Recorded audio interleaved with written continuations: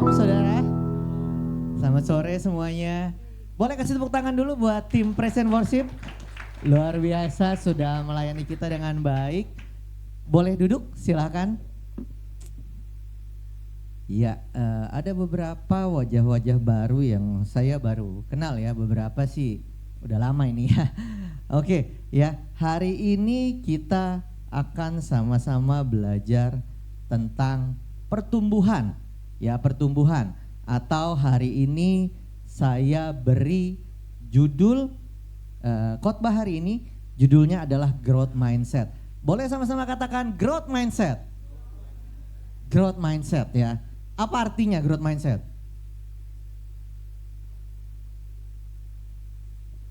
Apa artinya? Artinya adalah kita punya pemikiran, punya pandangan bahwa kita semua bisa bertumbuh. Ya, kita semua bisa bertumbuh. Di sini semua percaya bahwa kita semua bisa bertumbuh? Bertumbuh keuangannya, amin. Bertumbuh kesehatannya, amin. Ya, bertumbuh kerohanian tentu, ya, bertumbuh pekerjaannya, gajinya, bonusnya. Nah, aman ya. Mantap ya. Hari ini kita akan sama-sama belajar tentang growth mindset. Nah, mungkin sedikit update buat Bapak Ibu, teman-teman, saudara yang sebelumnya sudah kenal saya baru aja mengalami stroke. Bapak Ibu Saudara, ya, 3 bulan yang lalu, baru 3 bulan yang lalu. Nah, ini ada di dalam proses pemulihan, sebuah mujizat yang luar biasa membuat kata bersyukur tadi saya discuss sama Pak Steven menjadi benar-benar real. Ya, setiap bangun pagi merasakan bahwa ketika tubuh bisa bergerak, ketika kita bisa bernafas, itu merupakan anugerah yang luar biasa dari Tuhan. Jadi hari ini ya kalau khotbahnya agak ya mudah-mudahan lancar ya, mudah-mudahan lancar. Jadi kalau ada glitch-glitch sedikit mohon dimaklumi gitu ya. Mudah-mudahan tapi lancar, semua sudah dipersiapkan dengan baik. Oke, ya. Saya akan buka dengan 3 ayat firman Tuhan ya. Kita akan baca sama-sama di Lukas 11 ayat 9 sampai 10. Saya mau kita baca sama-sama aja kali ya karena orangnya nggak banyak. Dimulai dari Lukas gitu ya. Dalam hitungan ketiga, 3, 2, 1.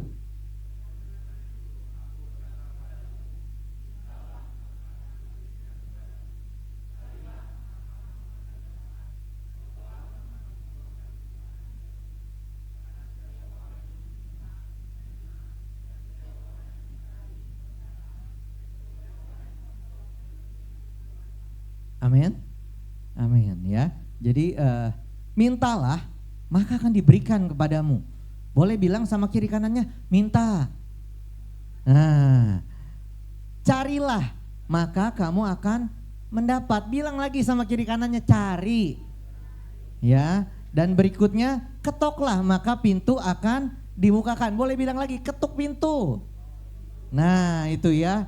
Nah, ini kadang-kadang masalah mencari ini susah ya, apalagi suami ya. Di sini ada suami, ya, suami-suami biasanya gunting kuku di mana ya, gitu ya. Itu tuh ada di lemari, udah dicari nggak ada, tapi begitu istri yang ngambil, ada, ya. Nah pertanyaannya benar-benar mencari atau enggak? Kan firman Tuhan bilang kalau kita cari ketemu. Masalahnya nyari nggak? Nyarinya pakai mulut. Ya, nyarinya pakai mulut ya. Nah, tapi ini adalah janji firman Tuhan yang baru saja kita baca di Lukas 11 ayat 90. Nanti kita bahas lagi apa artinya. Lalu berikutnya ayat kedua, saya mau kita baca sama-sama dari Markus 11 ayat 24.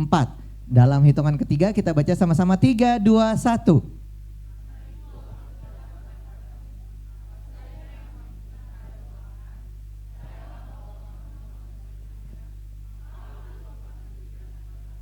Amin.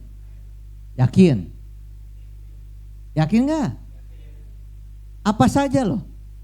Apa saja yang kamu minta dan doakan, percayalah bahwa kamu telah menerimanya. Yakin? Udah dapat belum? Masih ada doa yang masih belum dijawab? Masih ya. Nah, yang berikutnya, yang ketiga, saya mau Kita sama-sama membaca Matius 6 ayat 31 sampai 33. 3, 2, 1.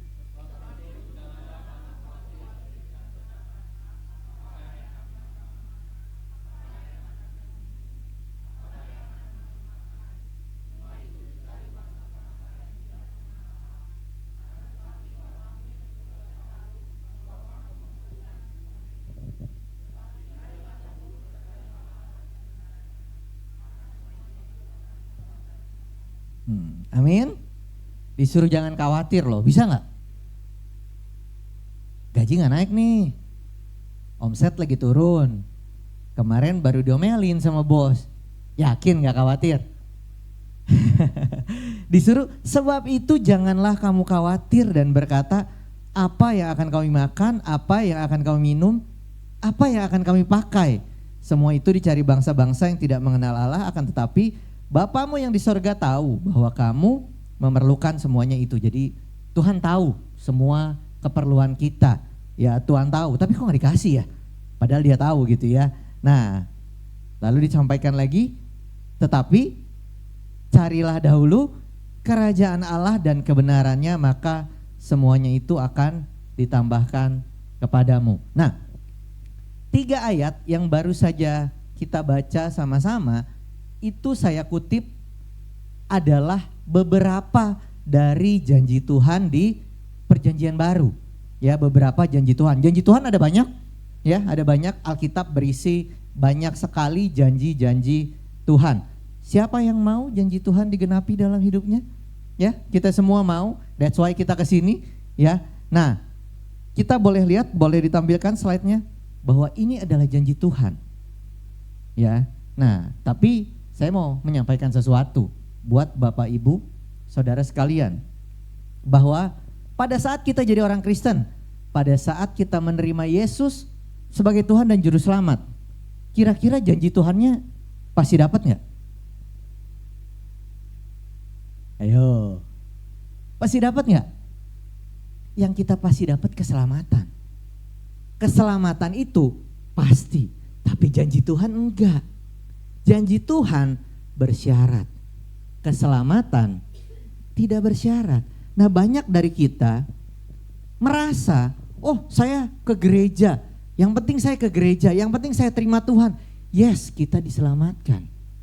Nah, kemarin waktu saya stroke, saya harus dioperasi. Waktu dioperasi udah deg-degan, wah mati gak ya? Gitu nih. Tapi saya udah siap kalaupun saya harus check out gitu ya dari rumah, dari dunia ini. Nah, tapi masalahnya saya lancar operasinya. Lah, terus gimana kalau lancar? Banyak orang Kristen merasa tujuan dari kehidupannya adalah keselamatan. Nah, kalau tujuan dari kehidupan kita keselamatan, kita udah diselamatin belum?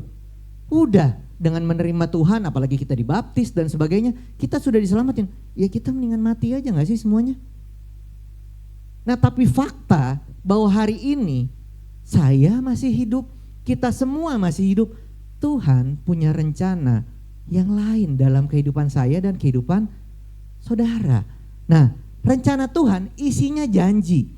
Rencana Tuhan isinya adalah janji Tuhan, dan janji Tuhan bersyarat. Coba boleh di back lagi dari tadi ayat yang Lukas 11 ayat 9 sampai 10. Nah, di sini ada janji Tuhan. Janjinya apa? Yang saya kuningin tuh. Janjinya diberikan, mendapat, dan dibukakan. Tapi emang pasti dikasih? Enggak loh. Ada syaratnya. Syaratnya apa? Kalau kita mau diberikan, kita disuruh minta. Kita disuruh minta supaya diberikan. Nah, masalahnya kita sering minta enggak? Atau mintanya cuman kayak orang minta-minta, misalnya nih, ya, kalau tim present worship deh, tadi tim musik, tiba-tiba nih bass rusak, atau bass ada model yang baru nih, lebih bagus, mau minta budget sama Pak Steven. Kira-kira kalau diem aja kita berdoa, kira-kira dikasih enggak? Ya mungkin kita perlu minta, makanya mintalah, maka kau akan diberikan. Tapi minta juga ada caranya. Apakah kita cuma minta doang? Minta duit gitu ya. Nah tapi alasannya apa kita minta? Nah ada banyak yang harus kita lakukan supaya kita mendapat. Jadi untuk bisa diberikan kita harus minta. Untuk bisa mendapat cari. Untuk bisa dibukakan ketuk pintunya. Itu syaratnya. Jadi kalau kita baca ya ayat firman Tuhan dengan baik itu ada janji, ada syarat. Jangan lupa syaratnya. Jangan kita cuman saya klaim firman Tuhan, saya klaim janji Tuhan, saya klaim janji Tuhan. Diklaim-klaim aja gak jadi-jadi. Tapi Tuhan kasih tahu ada caranya supaya itu bisa tercapai. Kalau kita cuma klaim tanpa ngapa-ngapain, ya bisnisnya gitu-gitu aja, kerjaannya gitu-gitu aja. Tapi kalau kita klaim artinya adalah lakukan semuanya, jangan kita pilih. Kita kadang-kadang baca firman Tuhan milih yang bagus-bagus doang. Wah ini jelek nih gak mau ah, wah ini jelek nih gak mau ah. Milihnya yang bagus. Yang berikutnya tadi di Markus 11 ayat 24. Nah, apa saja yang kamu minta dan doakan. Minta dan doakan. Udah berapa sering kita doanya? Udah berapa sering kita mintanya? Dan waktu berdoa jangan lupa bekerja. Kadang-kadang kita doa doang, kerjanya enggak. Nah gimana bisa diberikan? Yang berikutnya, di ayat berikutnya, kita disuruh jangan khawatir. Karena Tuhan akan memberikan, tapi ada syaratnya. Syaratnya dimulai dari kata tetapi tuh. Kita baca sama-sama dulu ya. Dalam hitungan ketiga dari kata tetapi, 3, 2, 1.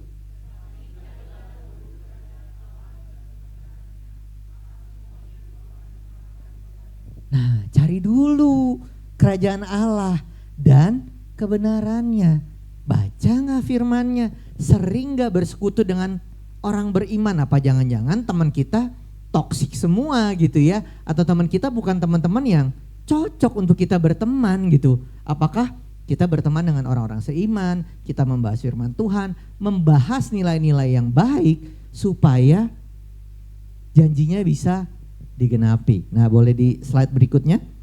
Jadi ini janji Tuhan. Kita sama-sama mau janji Tuhan tercapai. Ini adalah salah satu tujuan selain keselamatan tadi tentunya.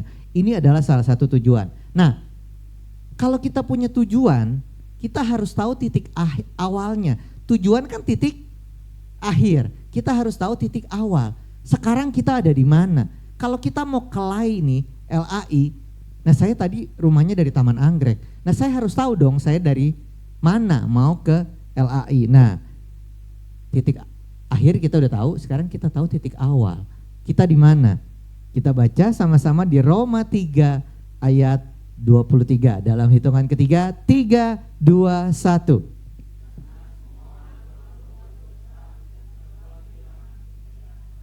Nah, di mana titik kita sekarang? Lah kita semua berbuat dosa.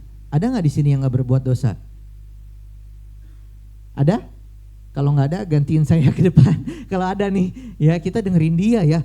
Hebat pasti dia, karena dia tidak berdosa gitu ya.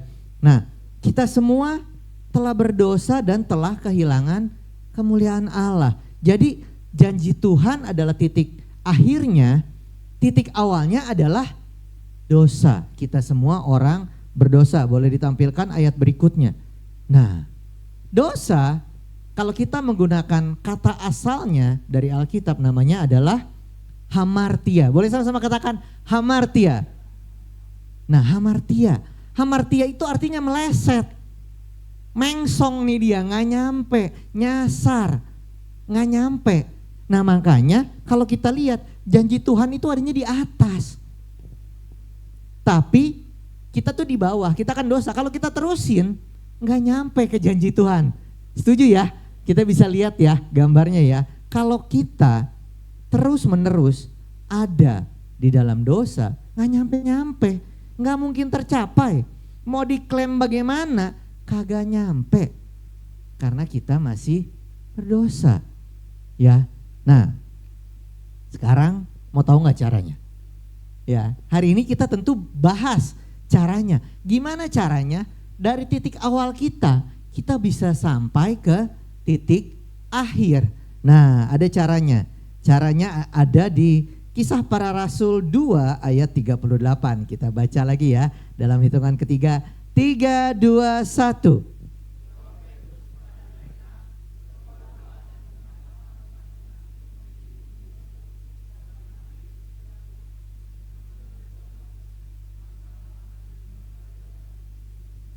Nah, ini dia. Jawabannya, gimana caranya? Bertobat dan hendaklah kamu memberi diri kamu dibaptis. Ya, bertobat. Bilang sama kiri kanannya, bertobat. Nah, gimana caranya? Bertobat. Bertobat supaya kita yang berdosa ini, kita bisa mendapatkan janji-janji Tuhan. Kita mau sukses misalnya, kita mau berhasil, kita mau sembuh gitu ya, kita mau punya hubungan yang baik, kita mau punya nama baik.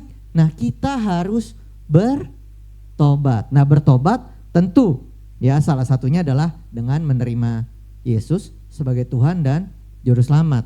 Kalau ada yang belum, mungkin setelah selesai ibadah boleh menghadap Pak Steven ya, biar didoain gitu ya supaya bertobat.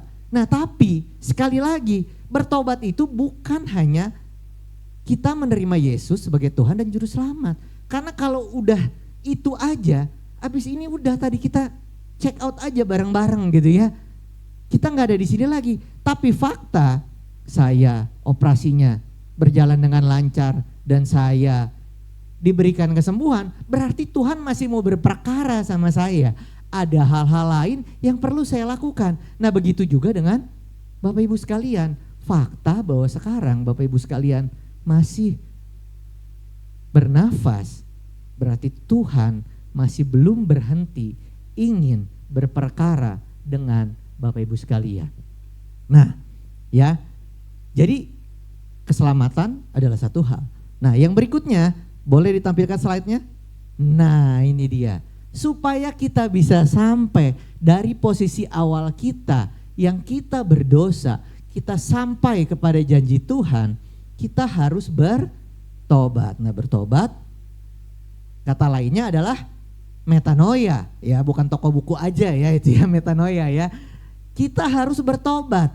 Metanoia. Nah, metanoia betul disampaikan juga artinya adalah bertobat, tapi arti lainnya dari metanoia adalah berubah pikiran. Lalu kemudian berbalik arah. Berbalik arah. Nah, supaya kita bisa sampai dari kita berdosa sampai kita bisa menikmati janji-janji Tuhan, ada banyak hal di dalam pikiran kita yang harus diubah setiap hari. Ya, setiap hari. Nah, ini ada ayatnya ya, sama-sama kita baca di Roma 12 ayat 2 dalam hitungan ketiga. 3, 2, 1.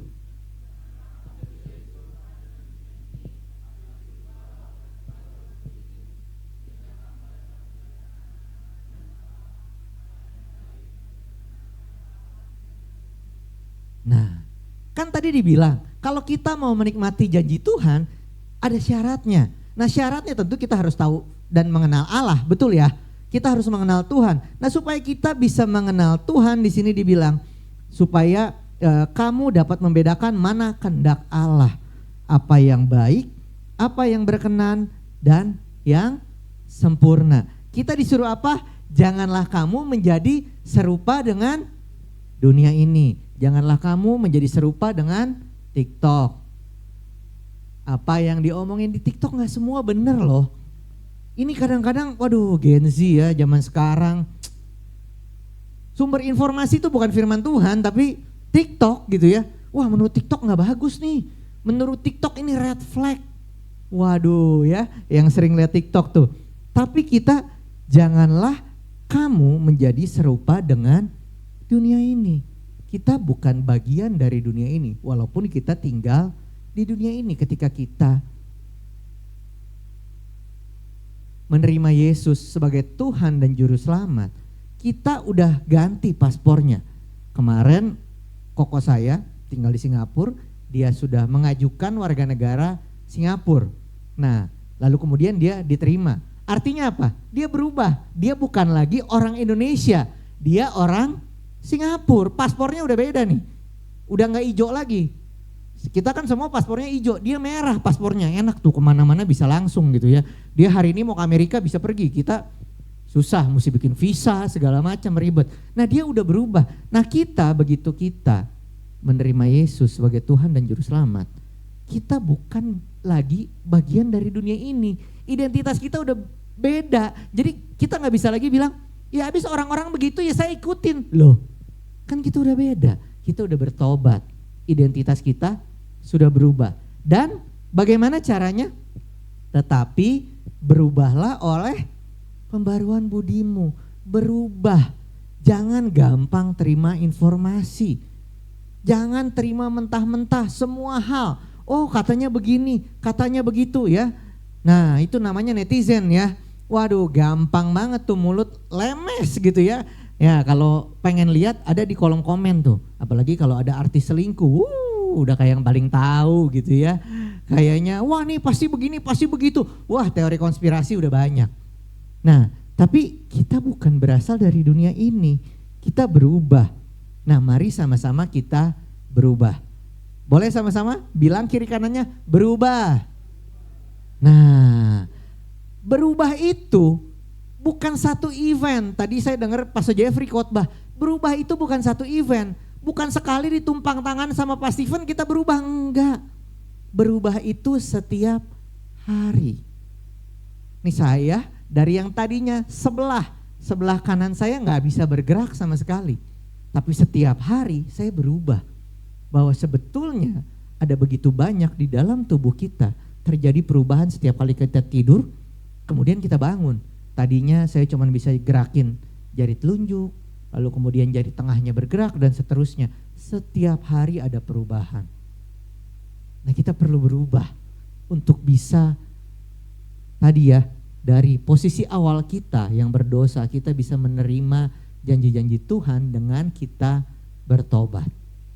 Nah, boleh ditunjukkan gambar berikutnya. Ini ada gambar nih. Gambar apa ini?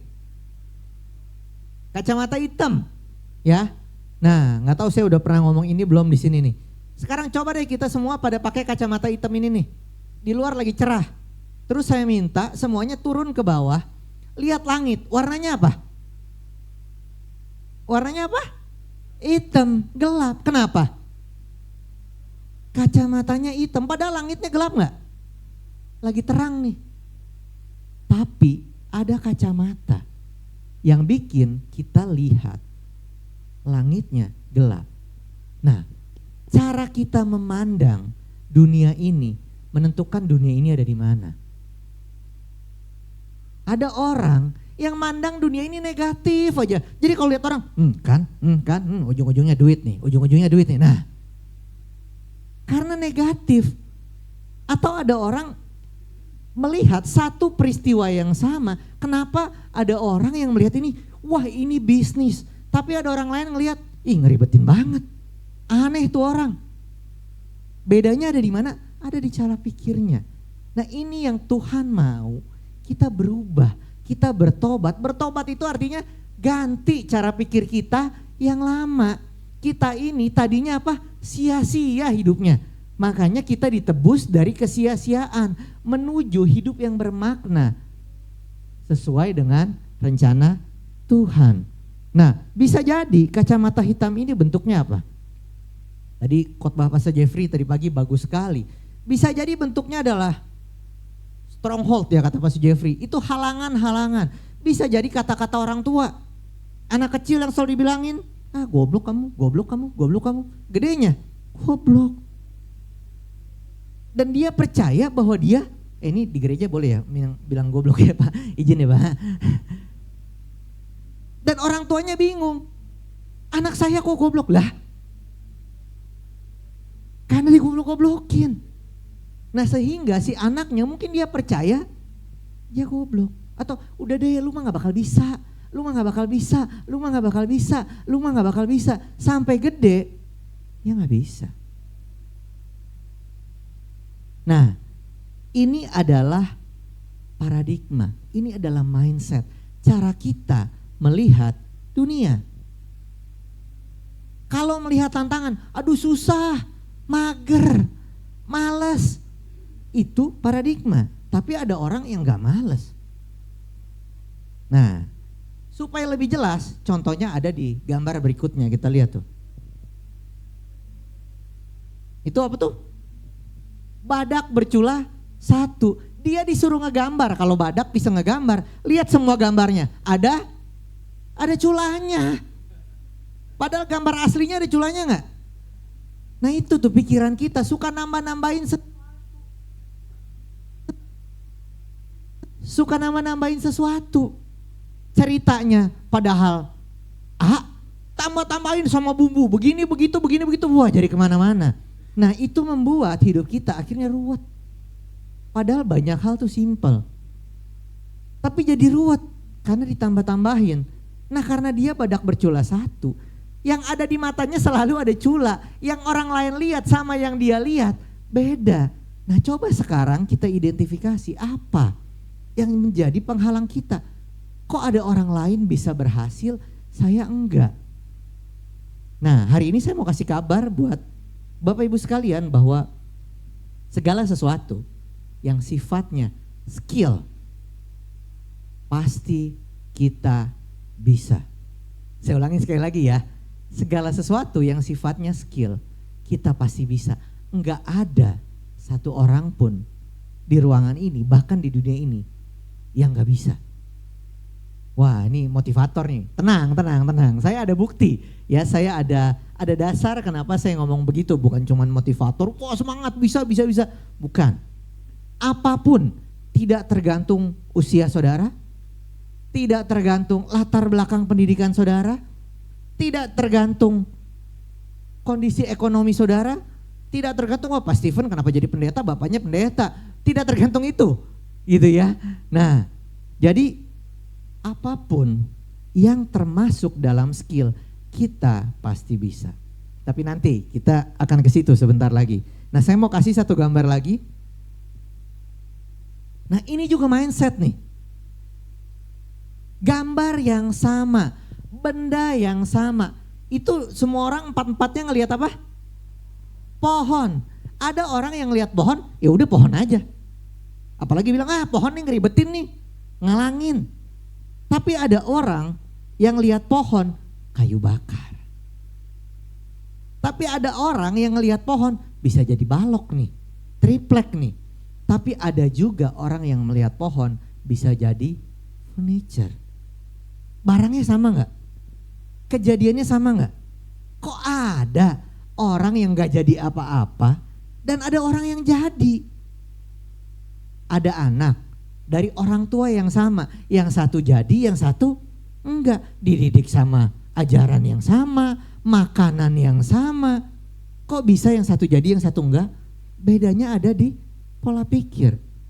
Ada orang mungkin sebelah saudara lagi duduk sekarang dengerin khotbah yang sama. Mungkin khotbah ini yang saudara dengerin hasilnya bisa beda. Ada yang wah bagus nih, saya harus berubah. Saya harus praktekin. Ada yang ini lama banget ya, udah lapar gua. Kapan beresnya sih? Ngomong mulu gitu ya. Bisa beda karena apa? Mindset. Nah kita mau jadi orang yang mana? Kita mau jadi orang yang mana? Tuhan mau kita berubah dengan kita menerima Yesus sebagai Tuhan dan Juru Selamat. Bukan cuman kita menghadirkan Dia, itu penting. Tapi jangan lupa kita berubah pikirannya, renewing our mind. Kan waktu kita dibaptis ngomongnya apa tuh? Manusia lama kita udah mati. Nah ini pikiran-pikiran lama, cara-cara berpikir yang lama harusnya udah hilang tuh. Harusnya digantikan dengan firman Tuhan. Ya, harusnya digantikan. Jadi kalau yang lama yang gak sesuai sama firman Tuhan, harusnya udah mati tuh. Nah, kita ganti dengan yang baru yaitu firman Tuhan. Nah, dari tadi kita bicara tentang mindset. Apa sih mindset? Ada di slide berikutnya. Nah, ini ada pengertian dari Cambridge Dictionary tentang mindset. Kita boleh baca ya sama-sama. 3, 2, 1. Oh, pelan ya kalau bahasa Inggris ya.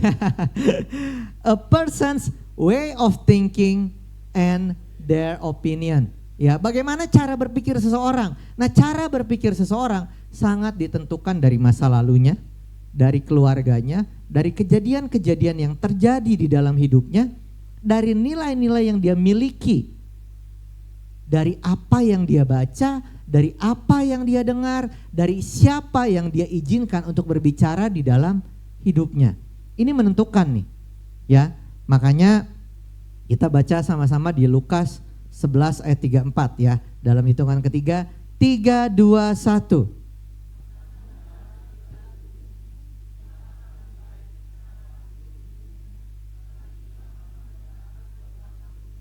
Nah, mata ini bukan mata cuman jasmani yang kita dimaksudkan oleh Alkitab, tapi bagaimana cara pandang kita terhadap segala sesuatu. Apa kita cuma jadi orang yang mengkritik, marah, komplain. Wah, ini gak benar nih, ini gak benar nih. Tapi ada orang yang, oh saya mau terlibat karena ini gak benar, saya mau ikut bantuin. Nah, cara pandang yang berbeda gitu ya. Atau ada orang yang bilang, ya mau gimana bro, lo gak ngerti, gue dari kota kecil, bahasa Inggris aja susah. Nah itu tuh, banyak tuh ya di Instagram. Artinya apa Bang Messi gitu kan. Kalau orang ngomong bahasa Inggris artinya apa? Ya ampun, sekarang udah ada Google Translate. Search, ketik, selesai kita tahu artinya. Tapi banyak orang untuk belajar bahasa Inggris aja males. Padahal banyak ilmu pengetahuan, firman Tuhan, pengajaran yang dari bahasa Inggris dan sebetulnya bagus. Tapi kita gak mau belajar. Susah aduh, lidah saya aduh susah nih. Ya saya gak makan spaghetti soalnya. Nah, kita selalu punya alasan. Ya. Nah, tapi apa nih yang menghalangi kita? Apa yang membelenggu kita? Apakah tadi kacamata hitam yang tadi? Apakah cula yang tadi? Ya, atau sebetulnya sama aja matanya. Cuman cara kita berpikir, cara kita bertindak yang menentukan hasilnya akan berbeda. Ya. Nah, pemulihan saya termasuk salah satu pemulihan penyakit stroke yang tercepat gitu ya, di mana 2 bulan bisa jalan dan sebagainya. Bedanya apa? Bedanya di cara pandang. Saya merasa, oh Tuhan sudah mengaruniakan hidup kepada saya. Saya mau sembuh. Saya mau melayani Tuhan. Saya mau mengisi kehidupan ini dengan baik. Saya semangat, tapi ada banyak orang yang mungkin juga sakit. Ya udahlah. Pak Steven tadi sempat nanya sama saya.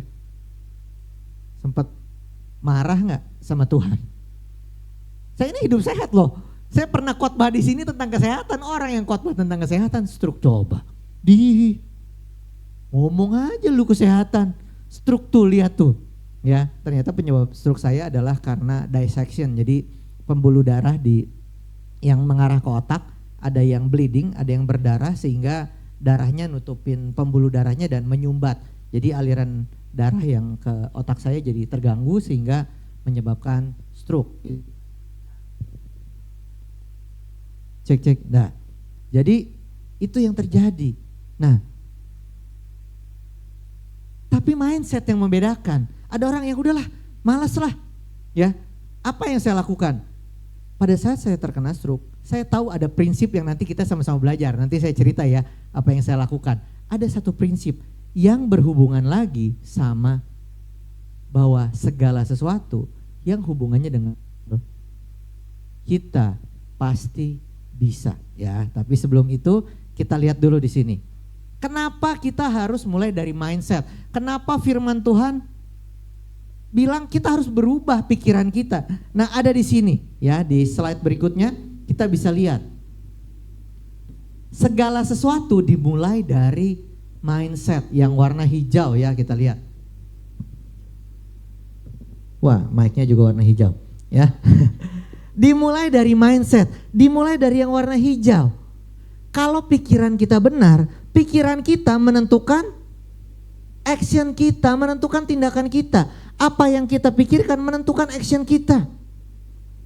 Ada orang yang diberi kesempatan, aduh susah, males lah. Wah, gue mesti belajar lagi. Ada yang ini kesempatan, saya dikasih kesempatan untuk belajar. Saya dikasih kesempatan untuk punya skill baru. Nah, mindset kita, cara berpikir kita menentukan tindakan kita. Jadi kita tahu dari tindakan seseorang, mindsetnya seperti apa. Ada orang yang ngomongnya duit melulu, nah berarti mindsetnya duit tuh. Makanya kelakuannya bau duit. Ya kan? Nah, kita lihat lagi. Jadi, dari mindset menentukan action. Cara pikir kita menentukan tindakan apa yang kita mau lakukan. Kalau cara pikir kita salah, actionnya salah. Kalau cara pikir kita benar, actionnya benar. Kalau kita berpikir bahwa, bro, zaman sekarang hidup mah YOLO. Tahu YOLO? You only live once tuh kata orang-orang di TikTok. Chill aja bro, gua butuh apa? Self healing. Jadi kalau ada gaji, buang. Nah kalau mindsetnya begitu, setiap kali gajian ya belanja. Tapi kalau ada orang yang bilang, saya mau hidup sejahtera di masa saya tua nanti. Saya gak mau tergantung sama anak saya mau membiayai diri saya sendiri. Sehingga saya tidak bergantung sama anak saya. Kalau perlu, anak cucu nyari saya karena saya masih berbuah. Nah, kalau mindsetnya seperti itu, actionnya apa? Ketika dapat penghasilan, dapat gaji, diapain? Diinvestasikan, bukan cuma ditabung. Karena kita mau prosper, karena kita mau makmur. Mindset kita menentukan action kita. Nah, dari action seseorang kita udah tahu mindsetnya seperti apa. Nah, lalu kemudian dari action yang dilakukan berulang-ulang, perbuatan yang dilakukan berulang-ulang terus-menerus jadi apa? Jadi habit, jadi kebiasaan. Oh dia mah kebiasaan minta-minta mulu, celamitan. Nah itu ya, karena dia banyak actionnya minta-minta. Oh dia mah kebiasaan ngomongin orang. Nah ketahuan mindsetnya seperti apa. Nah dari habit yang dilakukan cukup lama-lama jadi karakter. Membentuk karakter kita, dan karakter kita ujung-ujungnya membentuk masa depan kita, membentuk destiny. Nah ini yang dimaksud dengan janji Tuhan. Jadi bagaimana hubungannya? Kalau Bapak Ibu Saudara bertanya, apa sih hubungannya? Nih yang khotbah ngomongin kenapa kita mesti tobat, hubungannya sama firman Tuhan. Nah ini hubungannya, penjelasan detailnya. Karena kalau kita bertobat, pikiran kita berubah. Pikiran kita diganti, cara pandang kita berubah. Mungkin kita harus copot kacamatanya, kita harus potong culanya misalnya dan sebagainya. Sehingga kita melihat sesuatu. Kan kita suka nyanyi tuh ya, biar mataku seperti matamu. Biar mata kita seperti mata Tuhan. Bagaimana kita bisa melihat segala sesuatu seperti Tuhan melihat. Tidak terhalang oleh pikiran-pikiran, distorsi dan sebagainya. Dimulai dari mindset. Dari mindset menentukan action. Dari action jadi habit. Habit jadi karakter. Karakter jadi destiny. Jadi kalau kita mau punya masa depan yang cerah, masa depan yang luar biasa, dimulainya dari tobat. Dari mindset. Ya. Nah, untuk itu apa yang harus kita lakukan? Kita baca sama-sama. Ada ayatnya di 2 Korintus 10 ayat 5. Dalam hitungan ketiga, 3, 2, 1.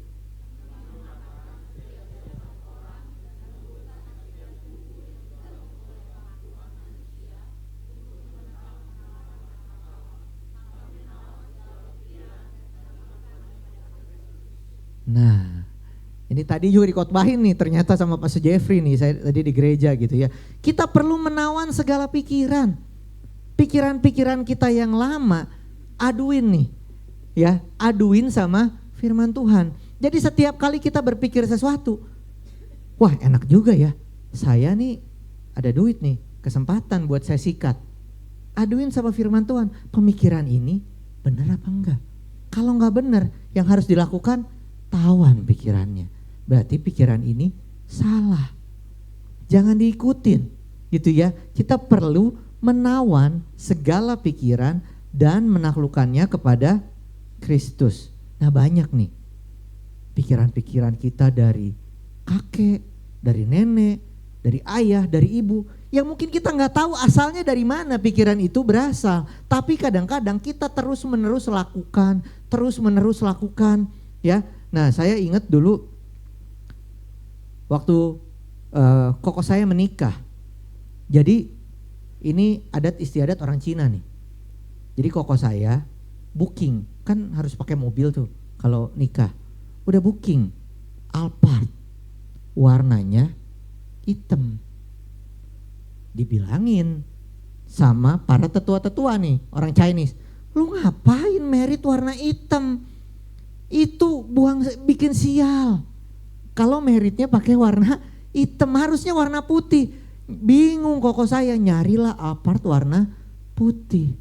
Bedanya 10 juta. Cuman buat pikiran-pikiran yang gak jelas, kita harus bayar 10 juta coba. Cuman buat dari hitam jadi putih. Padahal kalau kita pikirkan, semua rahasia pernikahan yang berhasil ada di mana? Ada di firman Tuhan. Kita belajar supaya pernikahannya bahagia, berhasil. Nggak tergantung dari warna Alphardnya hitam apa putih. Nah itu cara kita melihat, cara kita menawan segala pikiran kita. Apakah pikiran yang kita punya ini benar apa salah? Jangan-jangan kita keluar duit banyak buat hal yang gak penting. Wow, FOMO nih, ada kafe baru, mesti nongkrong, nyari yang instagramable. Wah, pik baru buka, wah kesana lah. Akhirnya duit banyak hilang, terbuang. Padahal ya makan-makan juga kan. Nah itu dia. Ya, nah jadi apa yang harus kita miliki? Kita harus memiliki growth mindset. Nah dari mana teori ini saya dapat? Ada dari buku. Ya dari buku ini silahkan nih kalau mau belajar ya, kalau mau mengembangkan diri sendiri, ada buku karangan dari Carol Dweck. Carol Dweck ini adalah seorang PhD ya, kalau kita lihat di situ beliau adalah seorang profesor yang meneliti tentang perilaku dan otak manusia ya. Nah di dalam buku ini dia adalah psikologik juga. Nah di dalam buku ini dijelaskan ada 2 pikiran. Yang pertama adalah growth mindset, yang kedua adalah fixed mindset. Ya ada growth mindset dan ada fixed mindset. Growth mindset adalah pikiran yang membuat kita terus bisa berkembang. Fixed mindset, pikiran yang kayak ya udahlah, ya gua mah gini. Ya udahlah, let it flow aja gitu ya. Nyantai aja, ngapain sih hidup susah-susah gitu ya. Nah di slide berikutnya kita bisa membaca. Dibilang begini oleh Carol Dweck, a growth mindset is when students, dia menggunakan kata students, understand that their abilities can be developed. Bahwa semua kemampuan kita bisa dikembangkan. Saya ulangi sekali lagi, bahwa semua kemampuan kita bisa dikembangkan. Apa yang saudara pengen belajar sekarang? Bahasa Inggris? Pasti bisa. Coding pasti bisa. Digital marketing pasti bisa. Musik pasti bisa. Nggak perlu bakat, nggak perlu segala sesuatu. Sudah ada penelitiannya bahwa otak manusia diteliti. Nah, bedanya kita mengadopsi cara pikir yang mana? Yang growth mindset atau yang fixed mindset. Nah, di slide berikutnya ada perbedaannya tuh. Ya. Waduh ini mohon maaf kalau tulisannya kecil ya. Nah kalau yang fixed mindset ciri-cirinya gimana? Menghindari tantangan. Aduh susah, bingung, capek, ribet. Nah kalau gak mau susah, gak mau ribet, gak mau capek, biasanya kita keluar uang lebih banyak dan kita tambah bodoh. Itu fixed mindset. Atau yang sering bilang, ya saya kan miskin, saya kan bodoh, saya kan orang daerah, saya kan tidak secantik dia, saya kan tidak seganteng dia. Nah, itu fixed mindset. Nah, tadi di gereja, di JPCC, khotbahnya adalah Pastor Jeffrey, judulnya siapa yang bilang itu? Kalau kita bilang, aduh saya gak bisa nih, siapa yang bilang? Itu perkataan Tuhan Allah waktu ketemu Adam dan Hawa. Adam dan Hawa tadinya telanjang, bener kan? Bahwa dari awal udah telanjang, tapi begitu dia makan buah terlarang, tiba-tiba ditulis bahwa dia takut. Dia sembunyi ketemu Tuhan. Terus dia bilang dia takut. Kenapa? Karena kami telanjang. Terus tiba-tiba Tuhan bilang apa? Siapa yang bilang itu? Jadi kalau saat ini kita merasa, saya kan gak bisa, saya kan bodoh, saya kan udah tua, IQ saya kan rendah, saya gak bisa, saya susah.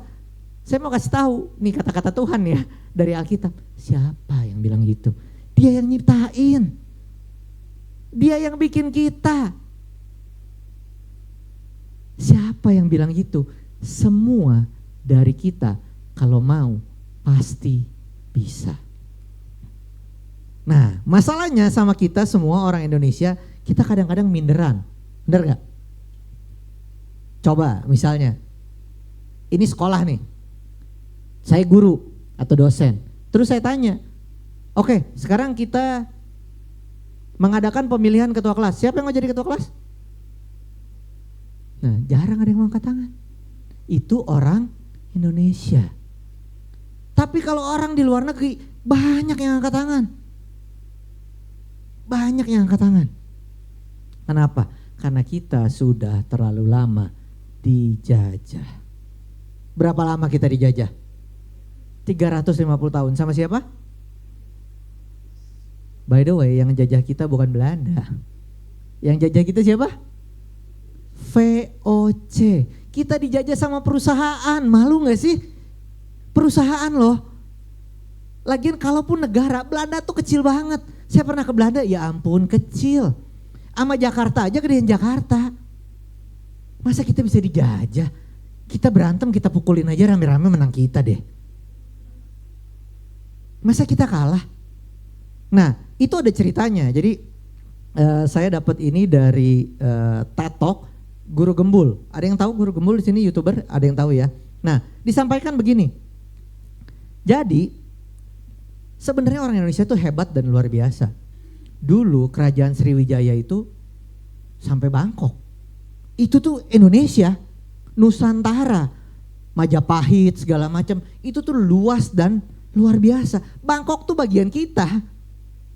Nah, tapi kita dengan mudah dijajah sama Belanda. Belanda pernah nyoba.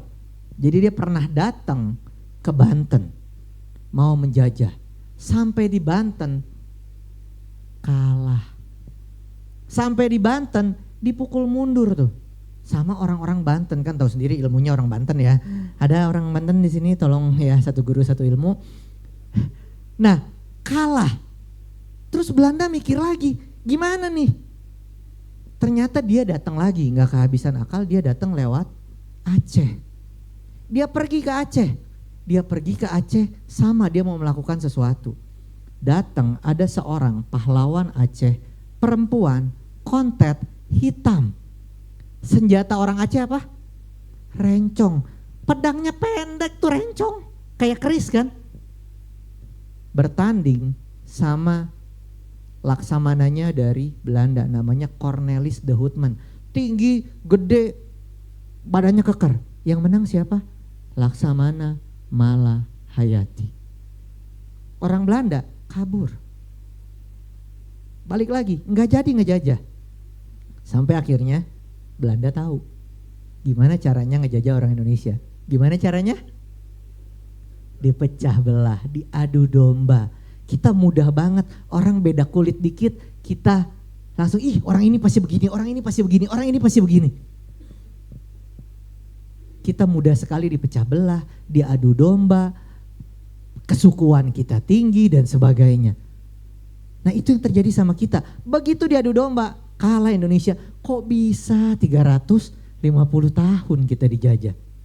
Nah, kemarin 2 tahun yang lalu kayaknya kami punya kesempatan liburan ke Swiss. Istri saya biasa, aku mau ke museum coklat. Nah, istri saya ini inspirasi saya dalam berkhotbah. Nah, aku mau ke museum coklat. Kita ke museum coklat. Lin, museum coklat di Swiss. Kita bayar 300.000 kalau nggak salah. Bayar. Datang ke situ kita lihat. Di depan nggak jauh setelah pintu masuk dikasih tahu sama Swiss supplier coklatnya dari mana. Nomor 2 dari Indonesia. Dan saya lihat ada orang Indonesia bangga, iya di Indonesia gitu ya. Makanya kita mudah dibodoh-bodohi. Makanya Siwon nge-tweetnya bahasa Indonesia mulu ya, supaya ya dapat exposure dari Indonesia. Karena orang Korea gampang banget begitu nyebut Indonesia, nge-review Indomie, wah rame tuh YouTube-nya ya. Nah itu bodohnya kita tuh, terlalu over proud karena jarang bangga ya. Nah di situ saya mikir, lah kok saya bisa ada di Swiss, beli coklat, harganya mahal, asalnya dari mana? Indonesia. Kok bisa? Kenapa? Karena orang Indonesia malas. Kita punya kekayaan alam yang namanya coklat, tapi malas mengolah. Yang kita lakukan, ekspor aja barang mentah. Nah jangan punya mental seperti itu. Nah sekarang ada begitu banyak belenggu di dalam pikiran kita. Karena kita orang Kristen, saya mau sekarang kita semua taklukkan pikiran itu. Taklukkan pikiran itu, tawan bahwa kita pasti bisa. Wah ini artinya udah tinggal 10 menit ya. Oke, saya terusin ya. Nah apa yang saya sampaikan tadi ada penelitiannya. Namanya adalah di slide berikutnya, neuroplasticity. Boleh sama-sama katakan neuroplasticity. Nah neuroplasticity ini adalah sebuah teori yang menyampaikan bahwa otak kita bisa berkembang. Ya, nah kita dulu dijajah sama Belanda, katanya bikin jalan Anyer Panarukan, katanya kita kerja paksa. Kita disuruh kerja mati-matian dan tidak dibayar. Bahwa ternyata belakangan dibuktikan ada sebuah fakta yang korupsi pejabat Indonesia. Belandanya bayar normal. Jadi dikorupsi sama di atas. Jadi kelakuannya kalau sekarang sampai kayak gini ya gak heran ya. Nah jadi kita jadi budak, Belanda jadi tuannya. Pada saat itu ada penelitian. Orang Belanda dan orang Indonesia yang mati dibelek otaknya. Isinya apa? Sama. Gak ada yang berbeda. Bedanya orang Belanda pakai otaknya, orang Indonesia itu. Nah jadinya hari ini temanya apa? Disiplin, komitmen. Kita perlu disiplin, kita perlu komitmen. Karena segala sesuatu yang kita lakukan pasti bisa. Masalahnya kita mau gak melakukannya. Ada sebuah penelitian lagi, semua skill yang kalau kita lakukan 10.000 jam, kita pasti bisa. Masalahnya kita malas. Di slide berikutnya boleh disampaikan, ditampilkan. Kita baca-baca ya. Filipi 4 ayat 13. Kita baca sama-sama dalam hitungan ketiga. 3, 2, 1.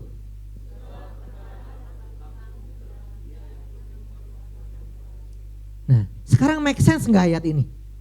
Waktu saya baca nggak make sense. Sekarang bisa, udah ada penelitiannya bahwa otak kita bisa. Otak kita bisa, mau belajar bahasa Inggris, bahasa Perancis, bahasa apapun. Bisa, mau apa enggak? 10.000 jamnya. Boleh di next? Nah ini yang sering kita lihat nih. Kadang-kadang kita melihat keberhasilan orang aja, kita melihat talenta orang aja. Oh jago ya drummernya yang pakai baju Prabowo itu, jago ya gitu. Kita cuma lihat jagonya, tapi kita nggak lihat berapa banyak waktu yang dia keluarkan untuk berlatih. Terus kita bilang, oh saya mah nggak bakat. Padahal kita nggak mau latihan, kita malas, kita nggak mau bergerak, kita nggak mau mencoba. Padahal kalau kita coba pasti bisa. Makanya kita bisa terima janji-janji Tuhan. Ya. Nah, ada satu cerita, di sini ada yang tahu Michael Phelps, atlet renang pemegang 8 kali rekor juara dunia. Suatu hari dia pernah diinterview. Dia bilang, "Wah, kamu luar biasa ya, hebat banget. Juara renang. Juara dunia 8 kali berturut-turut. Pasti itu sih, soalnya badan kamu memang bagus banget. Ini punggungnya, ototnya keren. Jadi kamu sekali ngayun begini jauh, makanya susah orang ngalahin kamu." Terus dia bilang, "Tunggu dulu. ini nggak datang tiba-tiba. Saya punya otot punggung yang hebat kayak gini nggak datang tiba-tiba. Kamu nggak lihat? Saya orang Australia, di musim dingin, bapak saya tetap bangunin jam 4 pagi, ceburin saya ke dalam kolam renang dingin-dingin saat orang nggak mau bangun. Terus kamu bilang sekarang enak ya? Enggak, ini nggak datang tiba-tiba, ini berdasarkan usaha. Kadang-kadang kita lihat orang minder begitu kan? Ngelihat orang bule, wih minder bisa bahasa Inggris, lah itu kan emang bahasa dia. Wih kecil-kecil bisa bahasa Inggris, ya memang.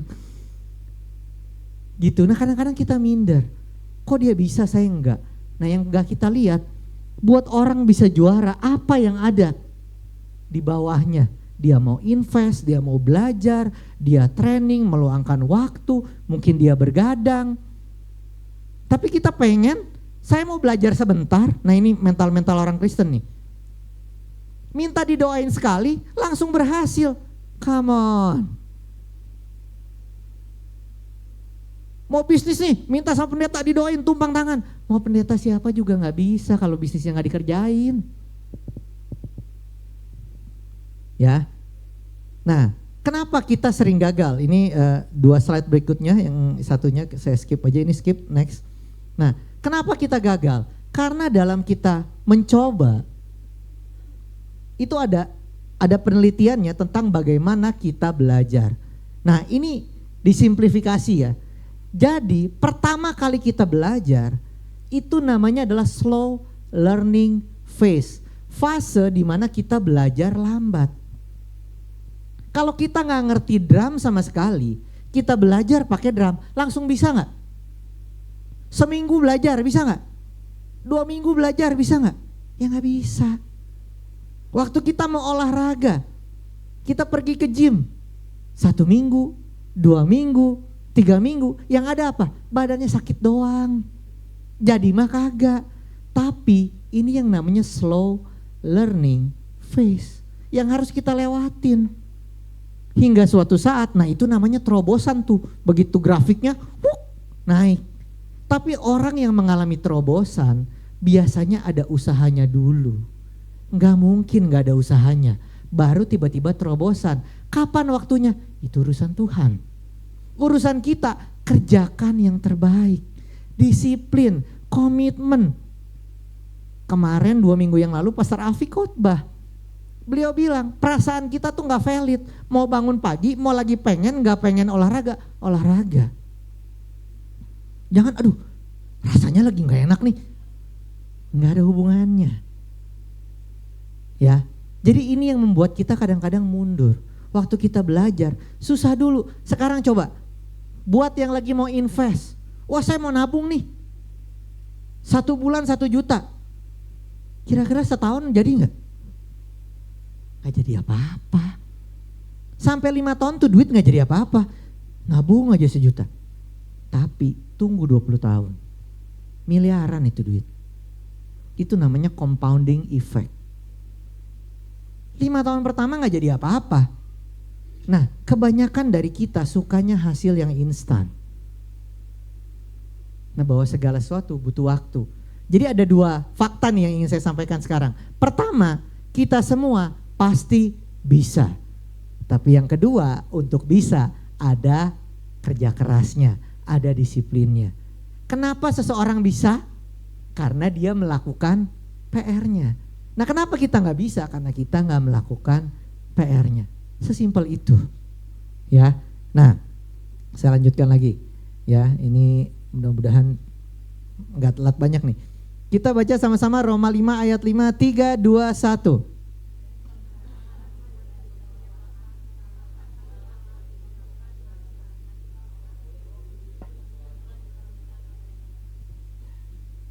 Amin? Percaya? Yakin? Saya waktu baca ini, saya sih gak percaya. Hah, masa sih? Dan pengharapan tidak mengecewakan. Oh enggak, saya kecewa terus. Saya kecewa terus, saya ngarep sesuatu aja kecewa. Banyak hal, kok dia gak bisa sih? Kok dia gak melakukan ini sih? Kok dia gak melakukan itu sih? Nah kadang-kadang waktu kita baca ayat, main baca aja. Kalau dipenggal cuman segini, wah ini belum tentu benar ini. Kata siapa pengharapan tidak mengecewakan? Emang kita gak pernah kecewa? Nah tapi ada ayat sebelumnya. Nah ayat sebelumnya boleh ditampilkan, kita baca ya. Nah ini dia. Bahwa ayat sebelumnya, dari mana sih pengharapan yang tidak mengecewakan itu asalnya? Ada asalnya. Asalnya adalah, dan bukan hanya itu saja, kita malah bermegah juga di dalam kesengsaraan. Waktu kita melakukan sesuatu, disiplin, komitmen, kita mau bertumbuh, kita mau berkembang, mengganti pikiran kita, bertobat, susah nggak? Susah. Saya bukan motivator yang bilang gampang ya sis, enggak, susah. Makanya dibilang kita harus bermegah dalam kesengsaraan. Karena kenapa sih kita harus bermegah dalam kesengsaraan? Karena kesengsaraan ini ujungnya janji Tuhan. Tapi kalau sengsara doang, ngapain bermegah dalam kesengsaraan? Tapi kalau kita tahu kita sengsara, ujung-ujungnya janji Tuhan, oh saya sih siap. Disuruh ngapain sengsaranya? Sekarang mau gak kalau kita semua disuruh jadi gelandangan 1 tahun, tapi setelah itu kita jadi konglomerat? Mau lah, saya juga mau, gak apa-apa, ambil aja semua punya saya, ambil aja. Nah tapi kan janji Tuhan ya dan amin. Kalau kita melakukan, Dia setia. Jadi makanya bermegahlah dalam kesengsaraan. Jadi kalau Bu Olive posting-posting di Instagram badannya lagi ditarik-tarik tuh sama siapa gurunya yang orang India itu dia bermegah dalam kesengsaraan. Awalnya dia headstand gak bisa, badannya kaku, sekarang wis canggih ya Pak. Bermegah dalam kesengsaraan, jangan berhenti. Ya, karena kita tahu bahwa kesengsaraan menimbulkan ketekunan. Kita semua tekun gak? Kalau baru nyoba sekali gak berhasil terus kabur, cemen. Bayangin kan kita semua tahu lah ya, Albert Einstein ketemu Thomas Alva Edison ya yang ketemu bola lampu. Nyobanya berapa? 1000 kali. Coba di percobaan 999 dia berhenti. Udahan gua capek. Nggak ketemu lampunya. Tapi karena dia tekun, lampunya ketemu. Dan ketekunan menimbulkan tahan uji. Kita jadi orang yang punya karakter yang bagus. Kita jadi orang yang tidak tergoyahkan. Kita jadi orang yang gak gampang dengar apa kata orang. Nah baru tahan uji menimbulkan pengharapan. Nah baru tadi ayat yang sebelumnya. Baru pengharapan tidak mengecewakan. Jadi bukan sembarang pengharapan. Bukan pengharapan yang sifatnya pepesan kosong. Tapi pengharapan kita di dalam Tuhan yang melalui kesengsaraan. Dan melalui semuanya ketekunan, tahan uji dan sebagainya. Itu yang dimaksud bahwa pengharapan yang tidak mengecewakan. That hope will never fail. Harapan yang tidak mengecewakan. Bukan sekedar harapan kosong. Ya, nah ini ada satu itu nambah boleh waktunya Pak Steven ya. Ini soalnya banyak nih slide-nya nih. Nah, ini ada satu istilah yang kita semua mau sama-sama belajar. Namanya brain rot. Ada yang familiar pernah lihat di sosial media? Ini termasuk word of the year, kata dalam setahun gitu ya, yang disampaikan oleh Oxford. Brain rot ini artinya adalah otak kita jadi sampah. Otak kita membusuk. Zaman sekarang banyak banget orang yang otaknya seperti ini. Coba cara ngujinya gimana? Kalau kita diajak ngomong, apa? Nah, diajak ngomong panjang dikit, aduh udahlah jangan yang susah-susah, gue gak ngerti. Nah itu mungkin tanda-tanda otak kita membusuk. Jadi otak bisa berkembang, bisa bagus, bisa luar biasa. Nih masa orang stroke aja otaknya bagus, teman-teman harusnya lebih bagus. Otak kita bisa berkembang. Nah karena neuroplasticity itu saya yakin ketika saya melakukan sesuatu, otak saya akan membaik, sistem gerak saya akan membaik. Semakin banyak saya bergerak, harusnya semakin mudah saya sembuh. Nah, jangan sampai saya brain rot. Nah, banyak dari kita terkena brain rot. Apa sih penyebab brain rot? Kebanyakan konsumsi konten receh, jok bapak-bapak. Ini brain rot nih. Oxford Word of the Year. Otak kita membusuk. Nah, coba identifikasi apakah kita kalau diajak ngomong udah mulai gak nyambung. Hah? Apa?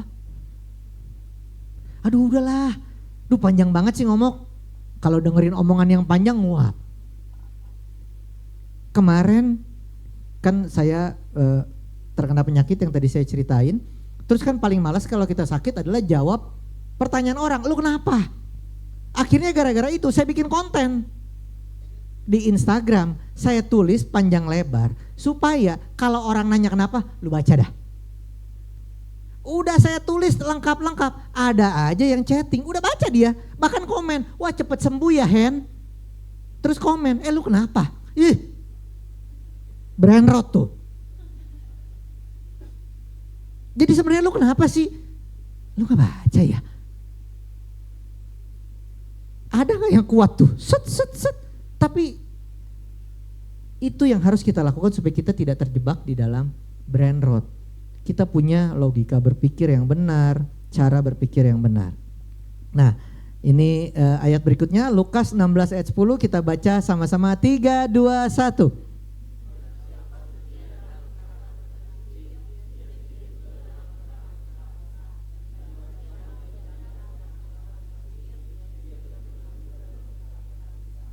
Nah, ayat ini ada hitungannya sekarang.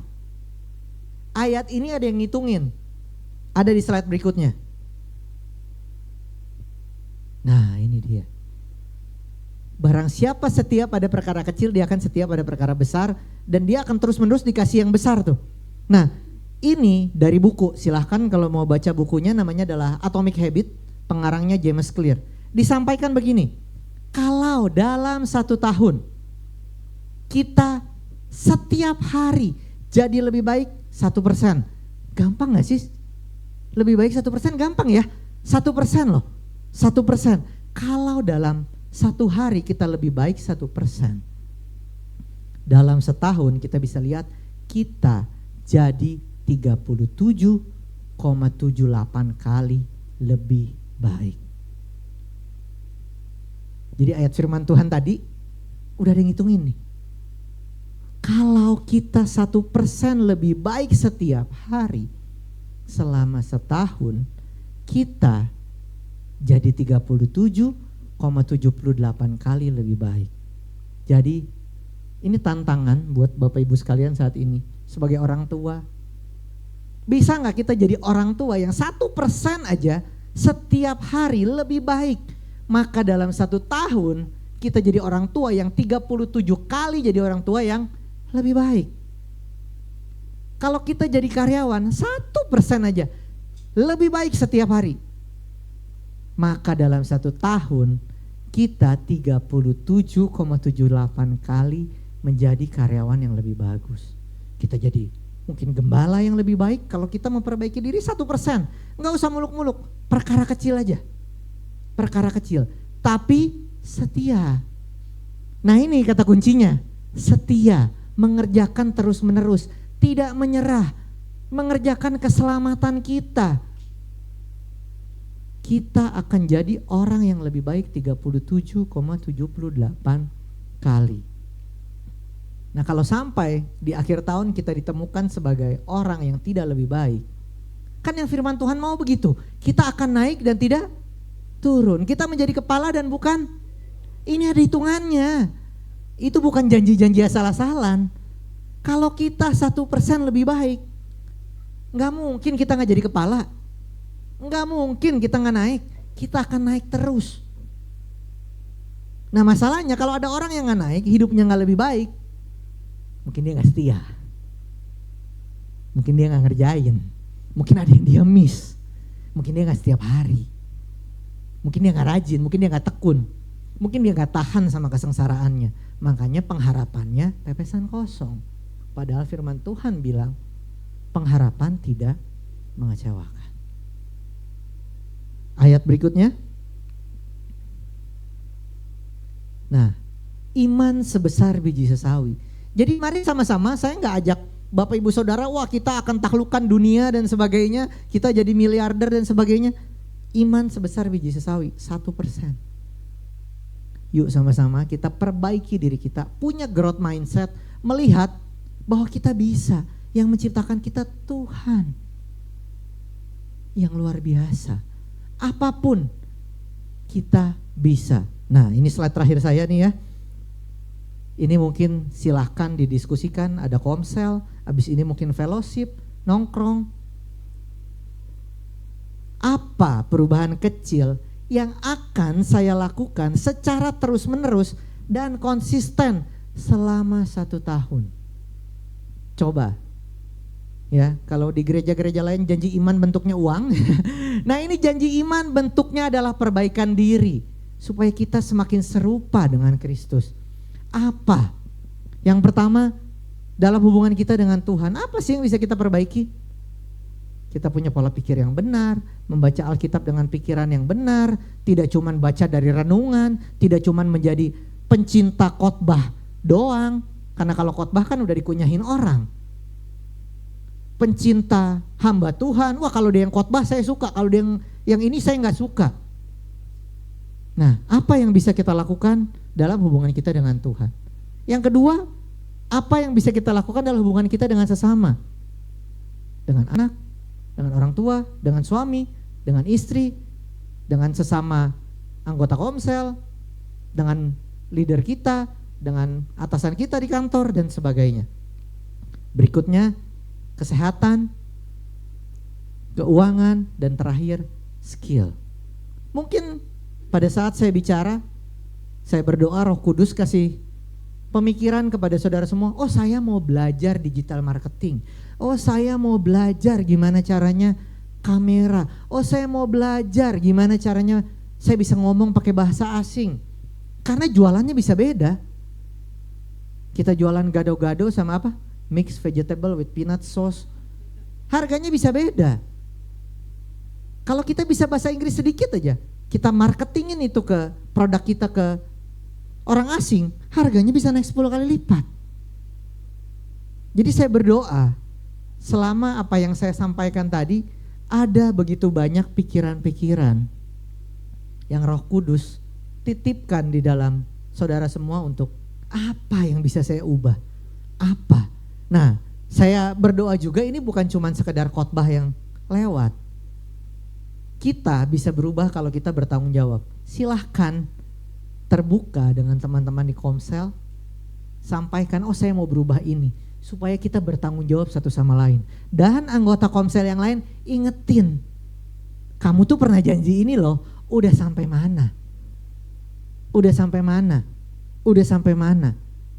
Supaya gereja ini, jemaatnya bisa bertumbuh, maksudnya orang-orangnya bertumbuh, menjadi orang yang lebih baik, menjadi semakin serupa dengan Kristus. Dan ujung-ujungnya janji Tuhan akan digenapi melalui hidup kita supaya kita tidak hanya diberkati, tapi kita bisa jadi berkat juga buat orang lain. Bukan cuman kita jadi pencari berkat, kemana-mana minta berkat, minta berkat, minta berkat, minta berkat. Kenapa gak kita yang jadi berkat?